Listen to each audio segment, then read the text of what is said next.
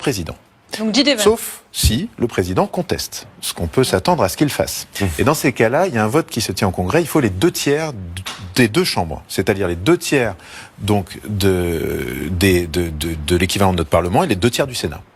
Et donc ça, évidemment, c'est pas évident à faire. Maintenant, ce qu'on voit quand même, et c'est cet article auquel je faisais référence tout à l'heure, c'est qu'on voit quand même que il y a une volonté de se distancier de ce dossier iranien extrêmement toxique de la part de tout son environnement, de tout son entourage en fait. Et cet article dont on ne sait pas d'où vient la fuite, mais elle est quand même assez extraordinaire. Qui consiste à dire en gros, on voulait pas. C'est Israël qui nous a entraînés dans cette guerre. C'est Israël qui nous a entraînés dans cette guerre. C'est fait manipuler. Ça, c'est la grande enquête du New York Times. Alors c'est la grande enquête du New York Times qui est donc publiée où elle raconte par le menu cette réunion où effectivement Benjamin Netanyahou serait arrivé par une porte dérobée. On a tout en images, c'est très imagé.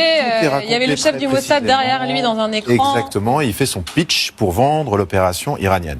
Ce qu'on y apprend aussi, c'est que J.D. Vance n'était pas là, que Marco Rubio, donc le secrétaire d'État, donc l'équivalent de notre ministre des Affaires étrangères, lui, a dit, écoutez, Monsieur le Président, le projet en 4 points, en fait, qui est proposé par Netanyahou, qui consiste à dire, en 1, on détruit le leadership, donc on tue l'ayatollah Khamenei, en 2, on détruit les missiles, en 3, on fait naître une révolte dans le pays, en 4, on fait rentrer des armes avec les Kurdes. Il dit, écoutez, Monsieur le Président, peut-être le 1 et le 2, 3 et 4, certainement pas. Il a même dit que le 4 était fantaisiste, de même que d'autres du renseignement. En tout cas, tout ça montre quoi? Que tout le monde, enfin en tout cas, les généraux, l'establishment américain est en mode on n'en veut pas. Et donc cette façon de se distancier aussi, est-ce qu'on prépare quelque chose? Parce que ces fuites, elles viennent bien de quelque part. C'est orchestré, c'est ce que vous dites. Orchestré, parce que c'est forcément un des insiders, quelqu'un qui était là, parce que pour raconter autant dans le détail, il faut faire partie des plus proches du président. Ah oui, il y a forcément quelqu'un de très proche du président ou de Hetzek ou de Rubio qui était dans la pièce. Après, il faut quand même être vigilant sur ce papier du New York Times, il est absolument passionnant. En revanche, il y a quelque chose auquel il faut faire un petit peu attention, c'est que les Américains, assez rapidement, essayent maintenant de faire porter le chapeau de l'échec stratégique aux Israéliens, qui eux-mêmes, Netanyahou se retourne vers le Mossad en disant, donc les services de renseignement extérieurs d'Israël, en disant, Netanyahou dit, comme il l'a fait pour Gaza d'ailleurs, c'est parce que c'est le Mossad qui me l'a conseillé. Il y a quand même une espèce de chaîne de déresponsabilisation et qui est de dire, bon, ça s'est pas passé exactement comme prévu. Donc c'est pas de ma faute. Donc ce papier est absolument essentiel pour comprendre ce qui s'est joué le 11 février et entre le 11 et le 28 effectivement. Mais on voit bien que là, la Maison Blanche commence d'ailleurs hier, apparemment, il y a eu des coups de fil orageux entre Trump et Netanyahou. Ouais. Parce que il y a de la tension, ils ont tous les deux perdu d'une certaine manière. Donc, les Iraniens ont perdu aussi, hein, mais il s'est pas passé ce qu'ils voulaient qu'il se passe. Et les frappes sur le Liban, décidées par Netanyahou avant-hier, ont été quand même spectaculairement violentes, même pour Israël, et beaucoup d'Israéliens ont été choqués. Et Trump, lui, il a reçu des coups de fil, notamment dans tous les États américains, qui ont dit il faut arrêter le carnage là à Beyrouth.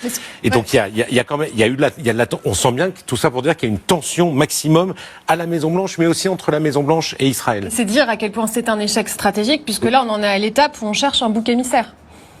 Oui, enfin, c'est surtout le grand désordre économique qui pèse sur toutes nos économies et sur cette idée absolument folle dingue, encore une fois, du président des États-Unis qui dit « Ah ben moi je vais m'arranger avec les Iraniens, comme ça on va partager.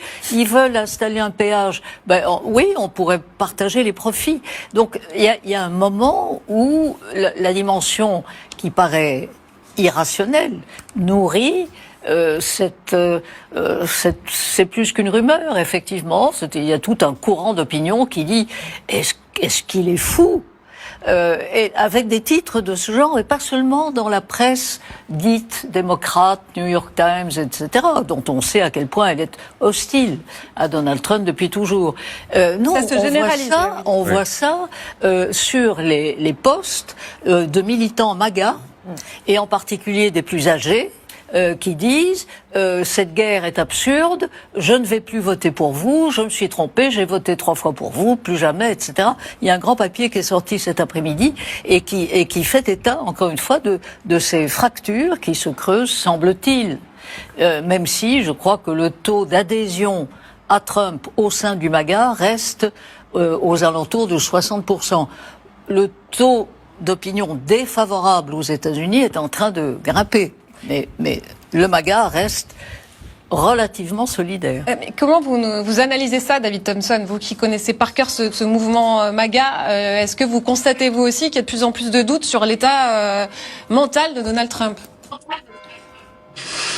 Je dirais pas qu'il y a des doutes sur l'état mental de Donald Trump, mais il y a clairement des gens très influents au sein de MAGA.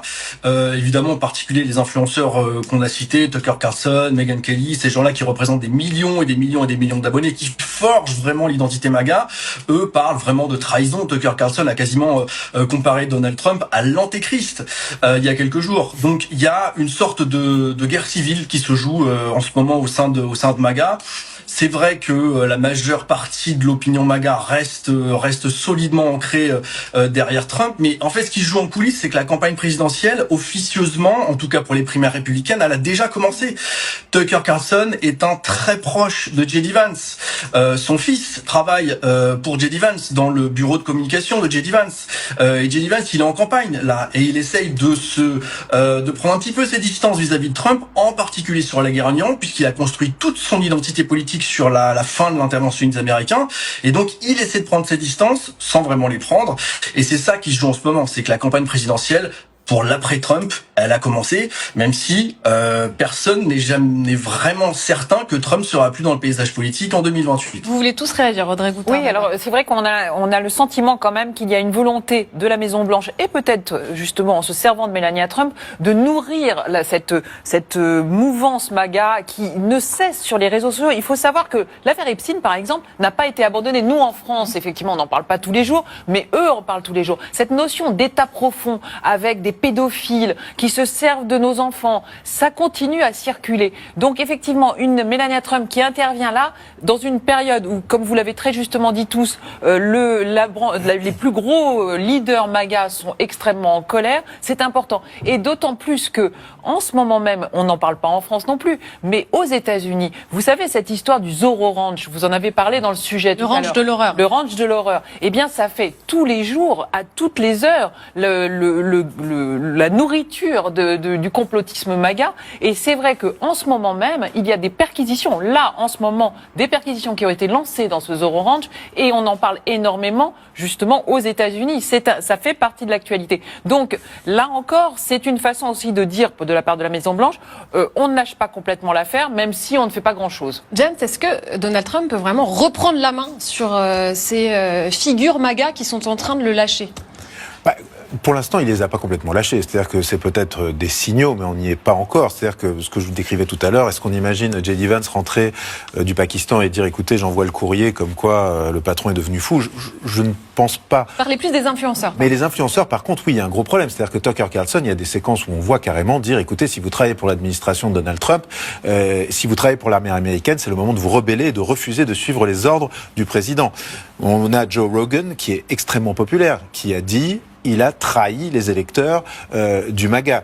Donc c'est une sphère qui est quand même très influente. Ce qu'il faut bien voir, c'est que la base elle-même, effectivement, se déchire sur ces dossiers, que ce soit effectivement l'affaire Epstein, où il y a de plus en plus de soupçons. Il faut voir qu'avec la dernière cargaison de documents qui ont été révélés, on apprend notamment qu'une femme qui a un nom, c'est une Jane Doe, mais oui, qui accuse effectivement Trump et Epstein de l'avoir violée ensemble quand elle avait 13 ans, et bien qui avait été mise de côté, balayée en disant que finalement sa déclaration n'était pas du tout circonstanciée ou sérieuse. On apprend qu'en fait elle a été entendue 4 fois par le FBI, on apprend qu'elle était menacée de mort et qu'elle a retiré sa plainte. Donc on est quand même, si vous voulez, il y a plein d'éléments dans ces dossiers qui ont été déterrés et qui font qu'il peut y avoir des liens.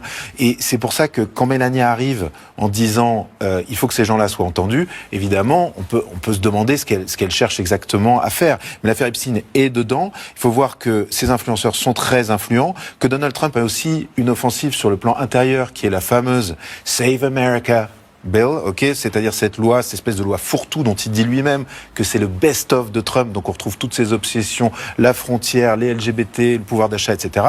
Mais il sort d'une séquence cataclysmique, c'est-à-dire que quelque part, quand il lance l'Iran, il a ses droits de douane qui ont été retoqués par la Cour suprême, donc toute sa stratégie pour essayer de remettre l'économie américaine à flot, qui est la sienne, qui tombe à l'eau. Ensuite, il a Epstein qui tourne très mal. Là-dessus,